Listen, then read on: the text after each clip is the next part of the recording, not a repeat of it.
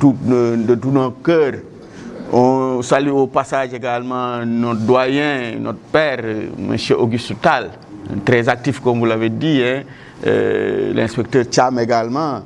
On a travaillé également avec l'inspecteur Talafay, et on a travaillé avec pas mal d'autres collègues enseignants. Je salue également au passage notre grand frère qu'on a trouvé dans la salle, M. Ousmane Gueye, directeur d'école, avec qui on a cheminé ensemble quelque temps à Kédougou. Parce que moi-même qui vous parle, avant d'être à l'environnement, j'étais déjà professeur d'enseignement. J'ai enseigné l'histoire et la géographie pendant des années, avant de faire le 3e cycle d'environnement. Donc c'est vraiment une très bonne initiative et on salue également le courage et la détermination de Mme Boya qui nous a parlé de cette initiative, qu'on a encouragée, qu'on a aidé même à aiguillonner pour qu'elle aille frapper les bonnes portes. Et je pense qu'elle a trouvé notre collègue, l'inspecteur Gore Diop, qui est également un collègue, parce qu'on a fait Kolda ensemble. Lui était IREF, moi j'étais inspecteur de l'environnement là-bas. Donc il lui a aussi facilité certaines choses. Je pense que ce qu'on recherchait pour cette rencontre, c'était juste un déclic. Permettre, comme l'a dit l'inspecteur, le doyen Tal, de ressusciter ce qui existait depuis 1992, hein, avec le SILS, avec le projet PFIE, Programme de formation et d'information en environnement, qui regroupait vraiment les pays du Sahel, comme il l'a si bien retracé, et qui devait construire un exemple qu'on devait démultiplier, parce qu'on avait pensé que la bonne porte d'entrée, c'était vraiment l'école, avec, comme l'a si bien dit l'inspecteur Cham, en utilisant les élèves comme des vecteurs, et également les enseignants. Mais malheureusement, quand un programme se retire ou quand un projet se retire au Sénégal, tout se perd, On recrée un peu la roue en réalité, ce qui ne devrait pas être le cas. Parce que je vous rappelle avec le PFIE, moi-même qui vous parle, j'ai fait un travail de recherche sur le PFIE hein, en son temps. Et en ce moment-là, je travaillais beaucoup avec l'inspecteur Omar Sy, qui était le coordonnateur. Et j'ai travaillé également son adjoint, Soukouna. Hamidou Soukouna. Donc, on pensait que ça allait vraiment, le flambeau allait être transmis très rapidement, puisqu'ils avaient fait tous les supports, presque beaucoup de supports. Malheureusement, aujourd'hui, on nous dit que tous les supports sont presque perdus. C'est dommage. Mais bon, il faut toujours recommencer, et je pense qu'on a l'énergie qu'il faut pour recommencer. Donc, c'est une très bonne initiative. Ce qu'on veut souhaiter simplement que, au-delà de la démultiplication, au niveau des écoles, puisque les directeurs sont ici pour la plupart, mais créer des cadres, des clubs, pourquoi pas un club d'environnement, un club, appelez-le comme vous voulez, mais mettez-y des questions d'environnement et de salubrité.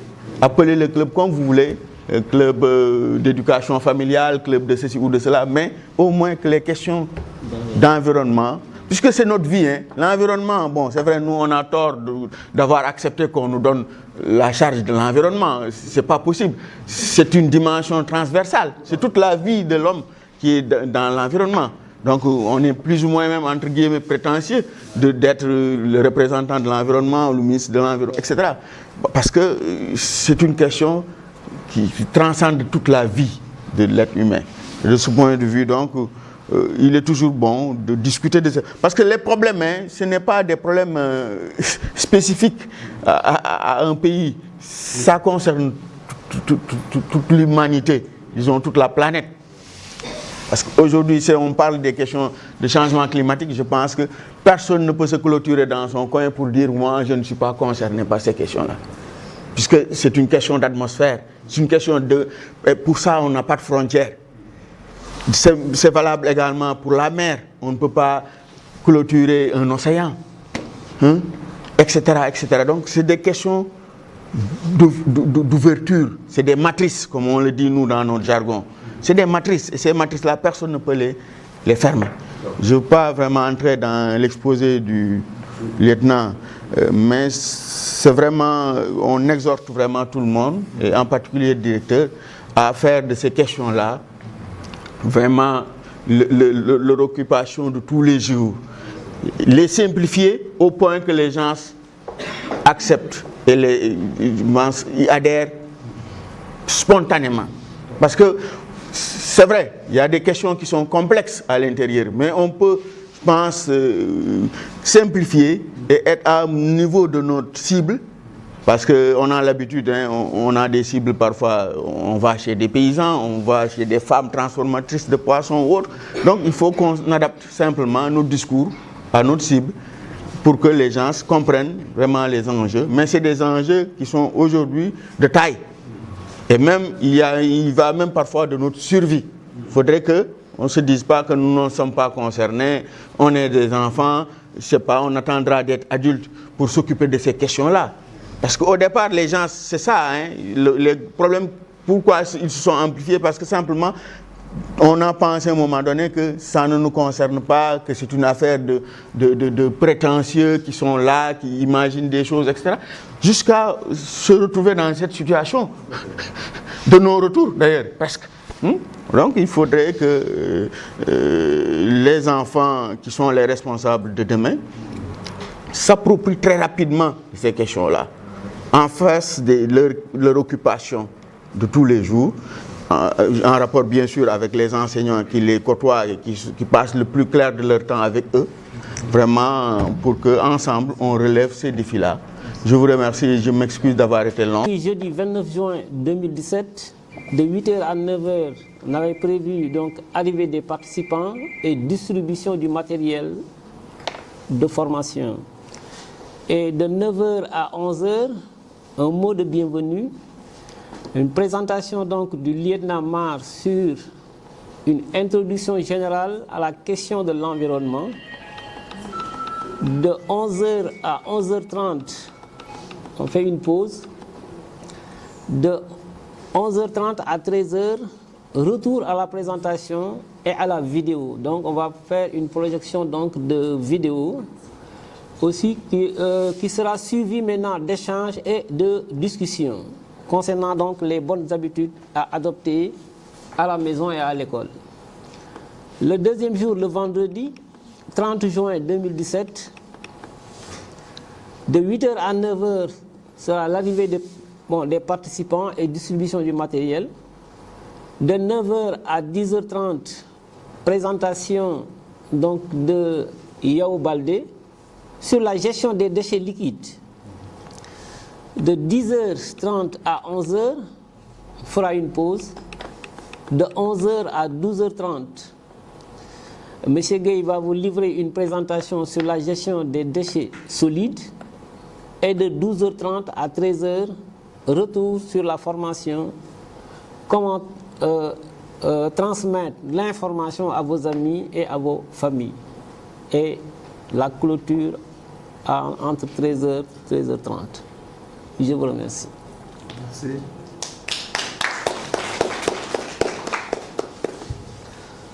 Voilà, comme vous l'avez constaté, nous allons travailler en demi-journée.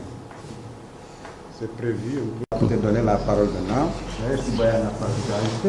On va donner rapidement la parole à monsieur le présentateur, le lieutenant Mar, pour qu'il puisse en tout cas nous présenter la première partie. Présenter suivant le plan, nous allons donc définir les termes. Nous allons aussi essayer d'identifier les causes de la dégradation de l'environnement, les conséquences, leurs conséquences sur l'environnement. Nous allons également identifier un certain nombre donc, de solutions durables et qui va marquer maintenant donc, la fin de cet exposé. Concernant la définition des termes, donc le mot environnement est souvent employé donc, par presque l'ensemble des éléments, les agents donc, des services, donc, la société civile, les collectivités, pratiquement tout le monde emploie le mot environnement. Donc il est bon qu'on puisse définir ce que c'est que l'environnement. L'environnement est défini comme étant le milieu naturel qui nous entoure et l'ensemble des éléments naturels comme l'air, l'eau, l'atmosphère, les roches, les végétaux, les animaux et l'ensemble des phénomènes et interactions s'y déroulant. Nous avons également un autre terme qui est souvent utilisé qui est la protection de l'environnement. La protection de l'environnement consiste à prendre des mesures pour limiter ou supprimer l'impact négatif des activités de l'homme sur son environnement. Au-delà de cet aspect de conservation de la nature, il s'agit de comprendre le fonctionnement systémique de l'environnement, c'est-à-dire d'identifier les actions humaines qui l'endommagent au point de porter préjudice aux générations actuelles ou futures et de mettre en place les actions de correction. Nous avons également un autre terme qui est souvent employé qui parle de la conservation de la nature. Ce terme consiste à protéger les populations d'espèces animales et végétales ainsi que la conservation de l'intégrité écologique de leur habitat naturel ou de substitution. Son objectif est de maintenir les écosystèmes dans un bon état de conservation et de prévenir ou corriger les dégradations qu'ils pourraient subir.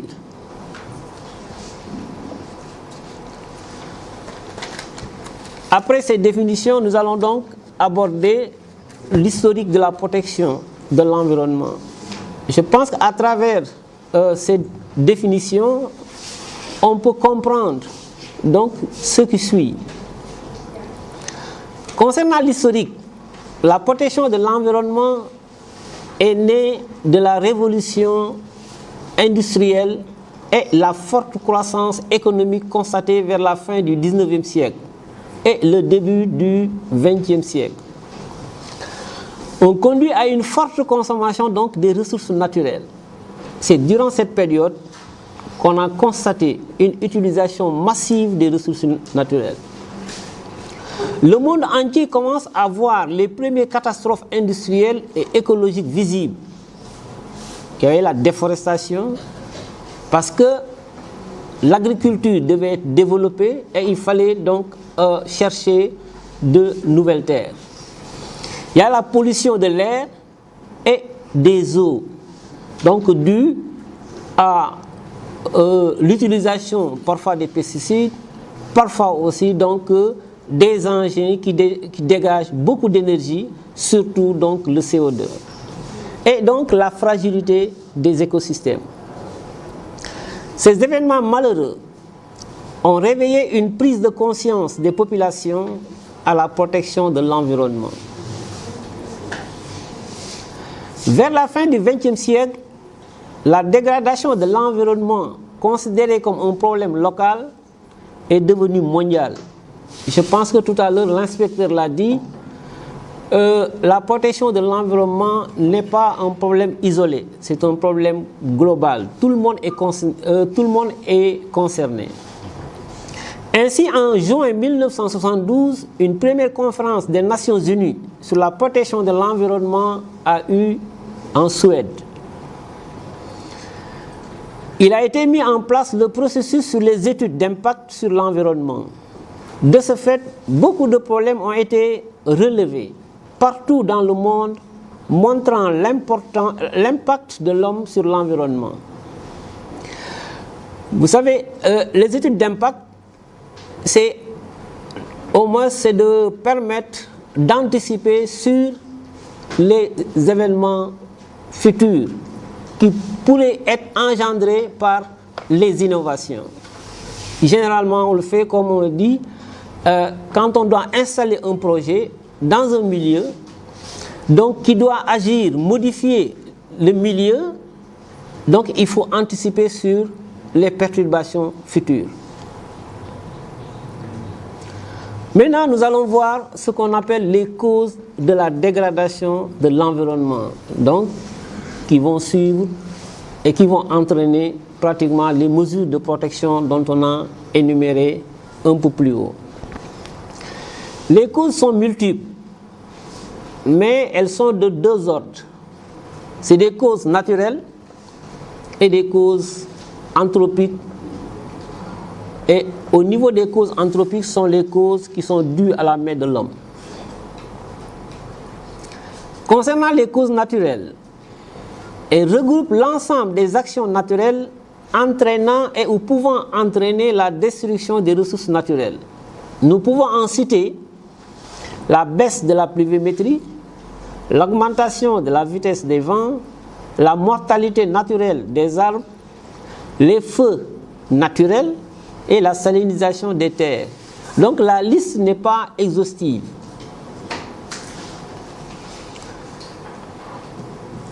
Et comme cause naturelle, si vous regardez ici, nous sommes au Sénégal. C'est des tannes dans la région de Fatick. Donc toutes ces terres sont incultes à cause du sel. C'est des superficies inestimables. Donc il nous faut des espèces qui s'adaptent vraiment à ce milieu, ce qu'on appelle des espèces halophytes. Maintenant, concernant les causes anthropiques,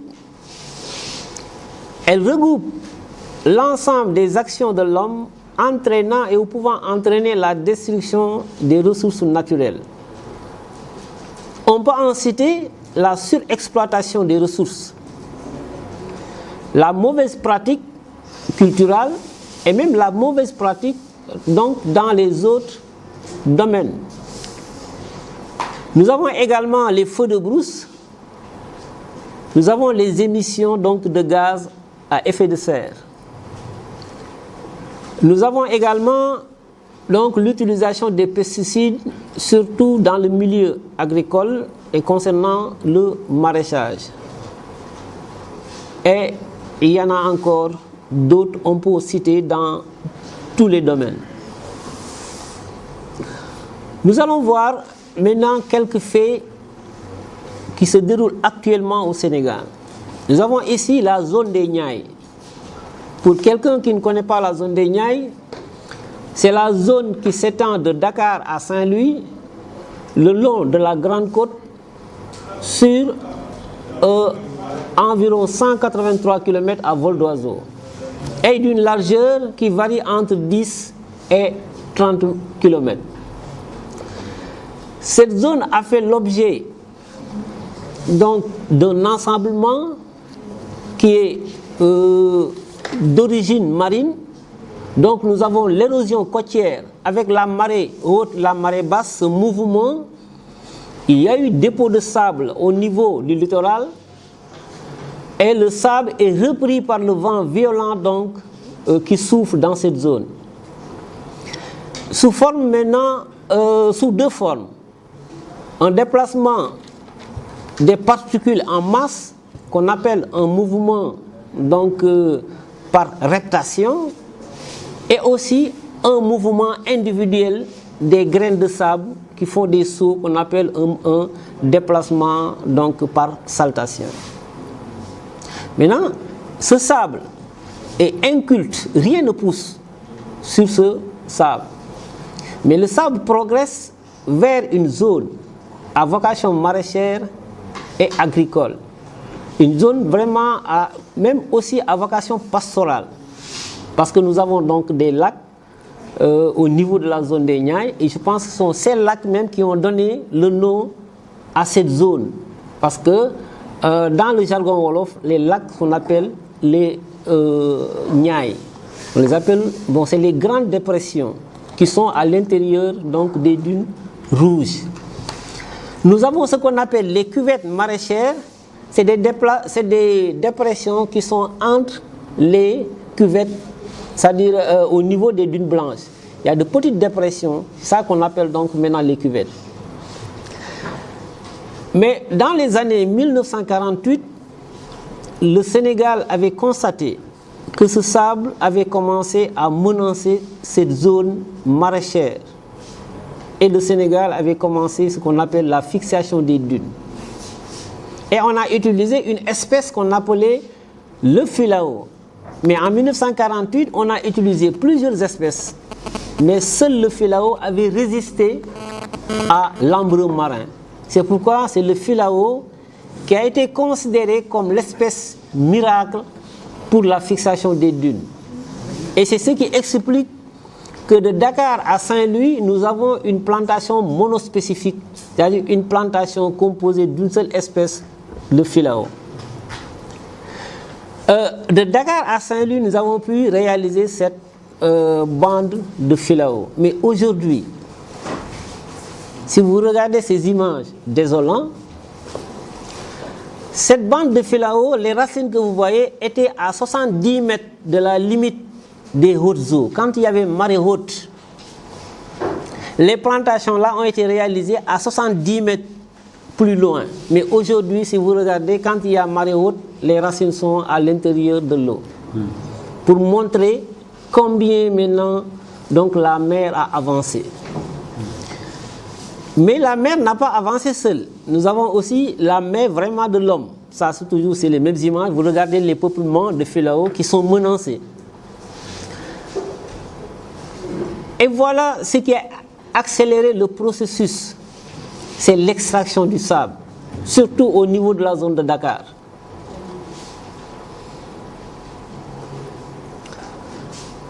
Vous voyez, tous ces camions, c'est pour ravitailler Dakar en sable de mer. Dans la zone de Malika, dans la zone de Guédiawaye, etc. et vers donc Kayar. Et là, on a une vue aérienne qui montre ici ce qui est en bande noire, le long, ça c'est les plantations donc de filao. Et nous avons la mer qui est là-bas. Et ce qui reste ici, nous avons donc déjà un lac. Et là-bas aussi, nous avons donc le lac Redba.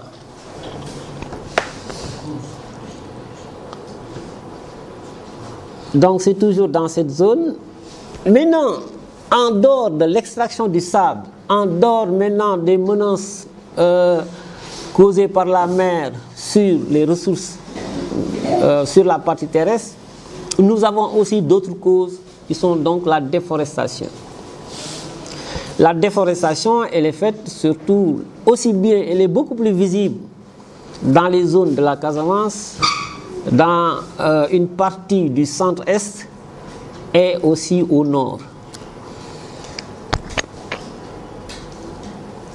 Donc toujours c'est les activités de déforestation. Là nous avons également encore un autre troisième facteur qui est les feux de brousse. Les feux de brousse sont vraiment parcourent presque tout le pays. Les Thiès, au nord, au sud, etc. On est vraiment menacé donc par les feux de brousse. Nous avons également maintenant les coupes illicites.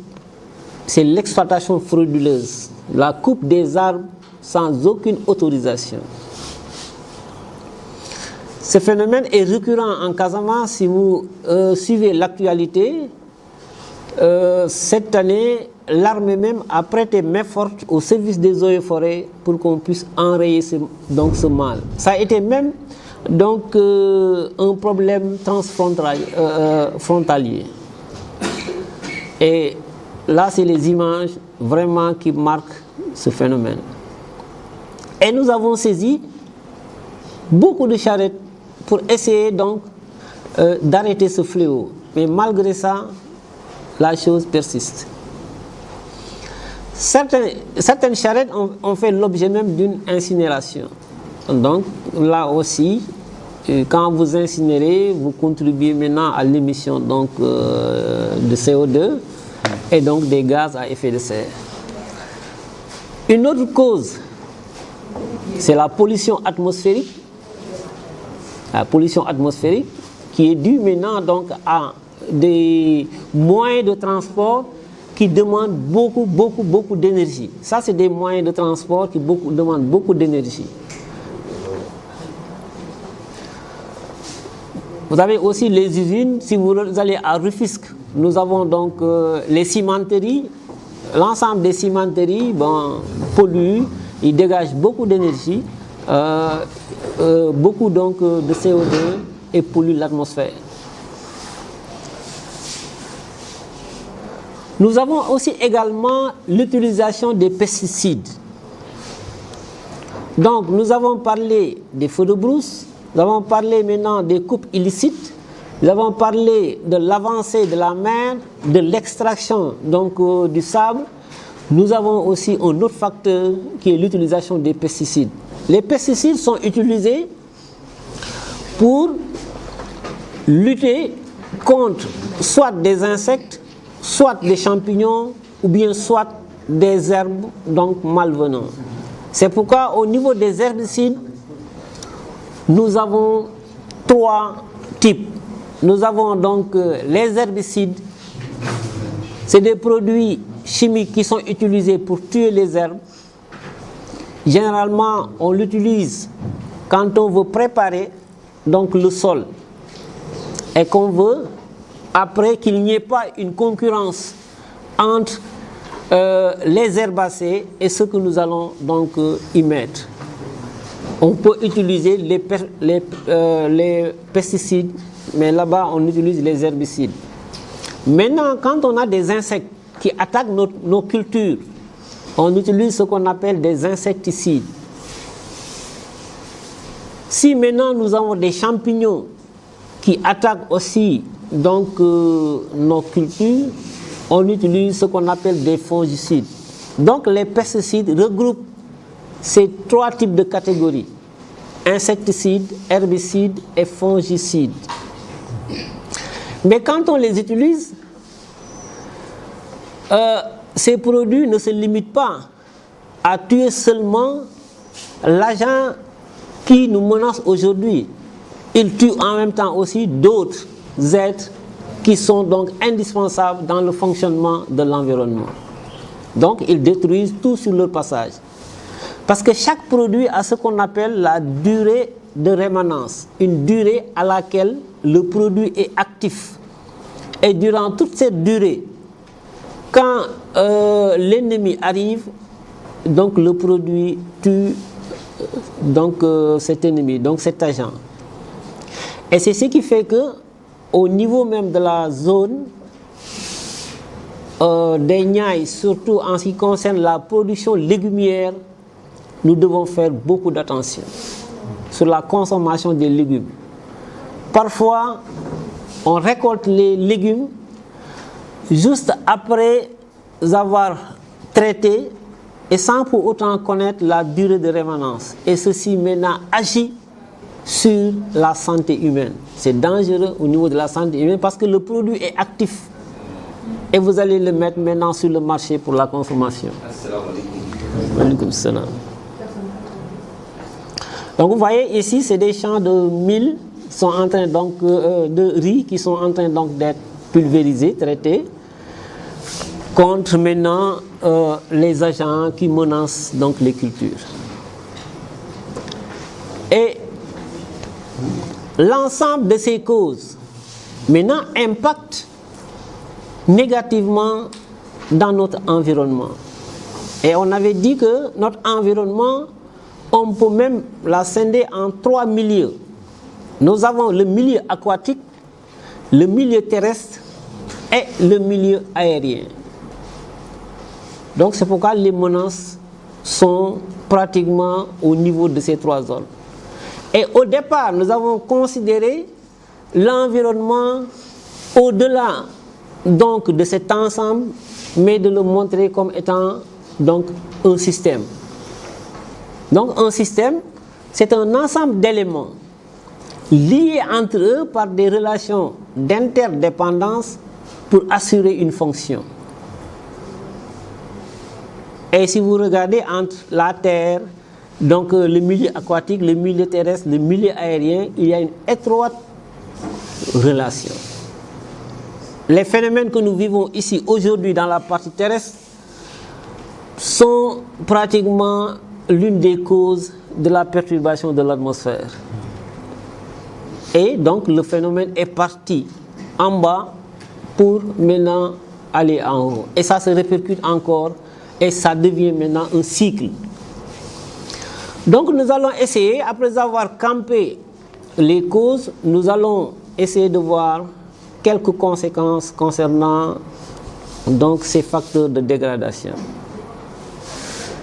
Et aujourd'hui, le phénomène le plus ressenti, ce qu'on appelle et connu peut-être, c'est les changements climatiques. Tout le monde parle de changement climatique. Donc toutes les ressources aujourd'hui sont menacées parce que nous l'avons dit dès le départ. Nous avons ici la sécheresse qui marque maintenant une aridité au niveau des différentes zones. L'éducation environnementale au niveau des pays sahéliens. Et 5 pays ont été choisis, dont le Sénégal. Et le Sénégal étant choisi, il n'y avait que Thiès a été retenu.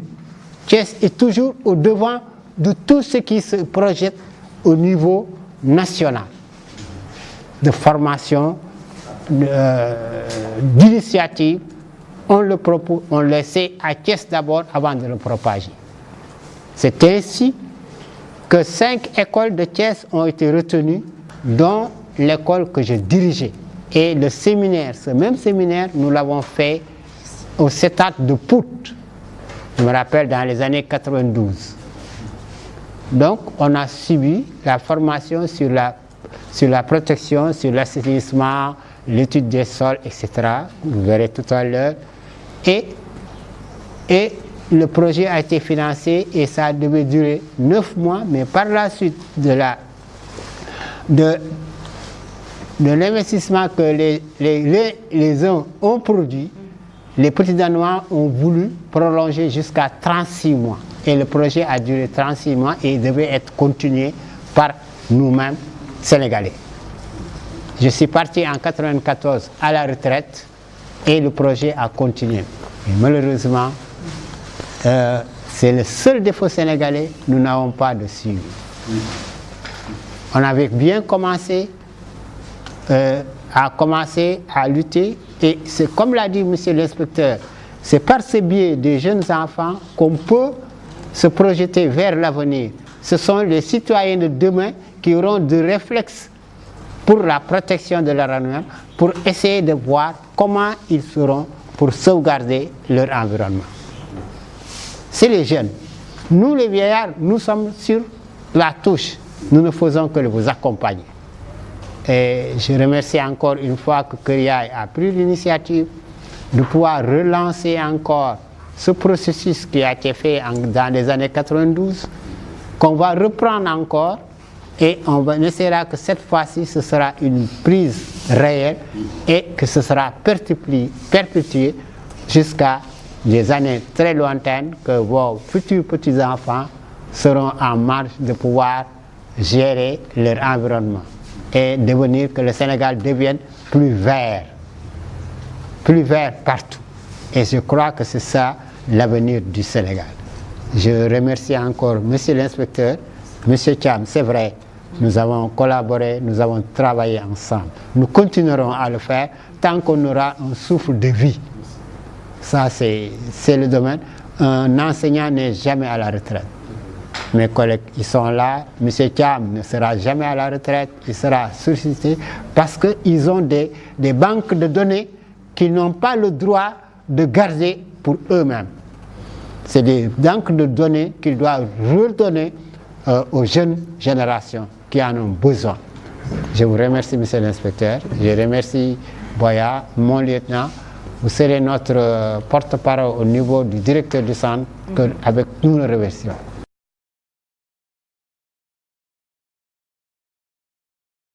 Auguste Mori Tal. Voilà, M. Tal, aujourd'hui nous avons vécu 2 jours pleinement réussis.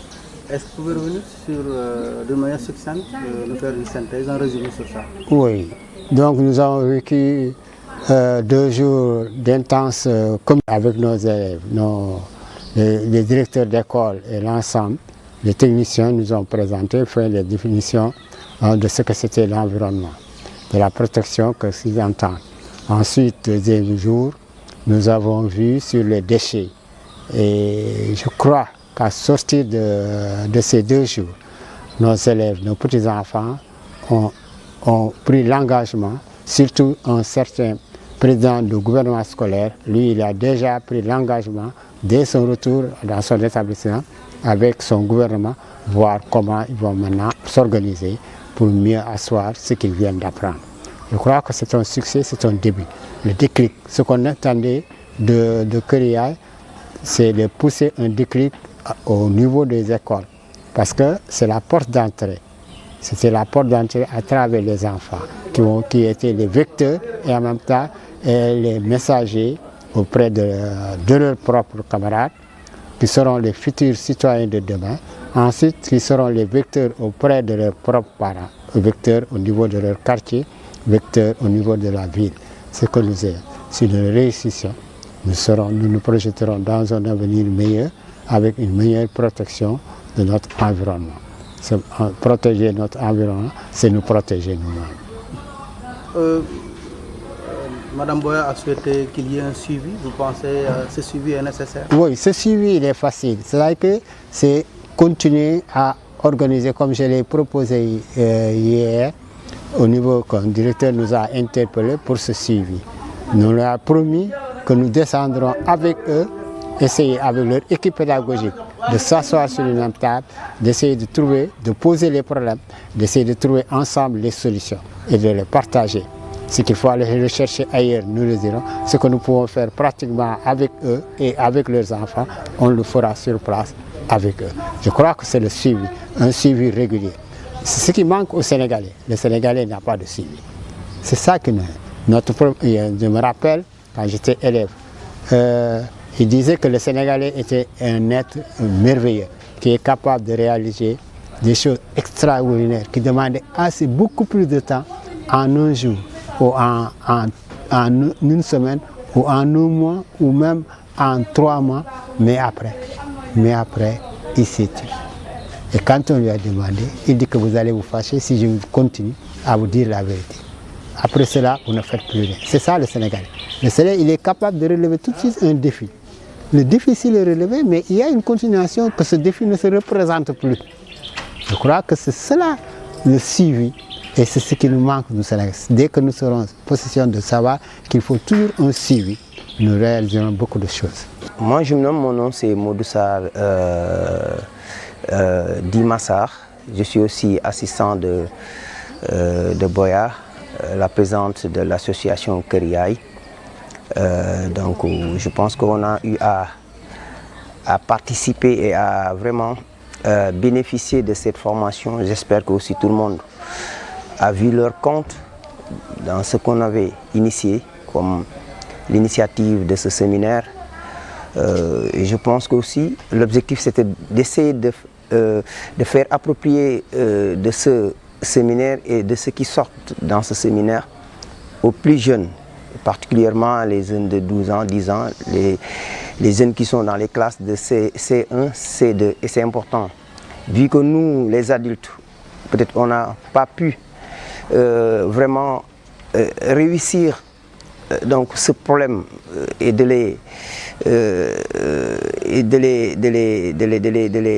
les bouter en sorte.